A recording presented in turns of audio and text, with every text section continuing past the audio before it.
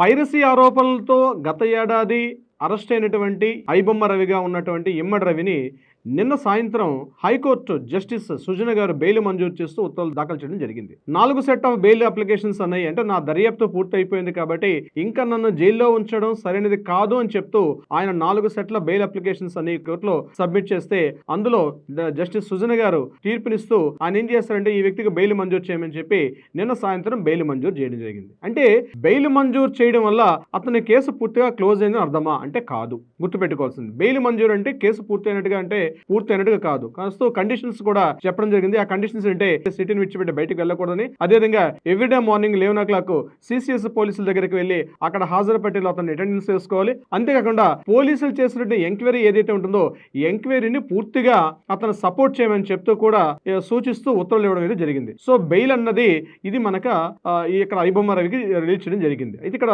మన Indian constitution ప్రకారం ప్రతి ఒక్క వ్యక్తికి అంటే bail is rule, jail is exemption అంటే ఏదైతే క్లాజ్ ఉందో దాని ప్రకారంగా బెయిల్ మంజూరు చేయడం జరిగింది. ఇమ్మడి రవి కూడా ఇక్కడ దీనికి సంబంధించి పైరసీ వీడియోలు చేసినట్టు అక్రమంగా అనేక రకాల పైరసీ వీడియోలు చేసినటువంటి ఒక నేరారోపణతో ఇతను అరెస్ట్ చేయడం జరిగింది. పోలీసులు మన హైదరాబాద్ పోలీసులు అతను అరెస్ట్ చేయడం కూడా జరిగిన విషయం తెలిసింది. అంతకుముందు అనేక వీడియోలు కూడా మనం చేయడం జరిగింది. అయితే దీనికి సంబంధించిన బెయిల్ రావడంతో కొంతమంది కొన్ని రకాలుగా స్పందిస్తున్నారు. ఏదేమైనప్పటికీ కూడా బెయిల్ రావడంతో కొంతవరకు ఆయన రిలీఫ్ పొందారని మనం చెప్పుకోవచ్చు.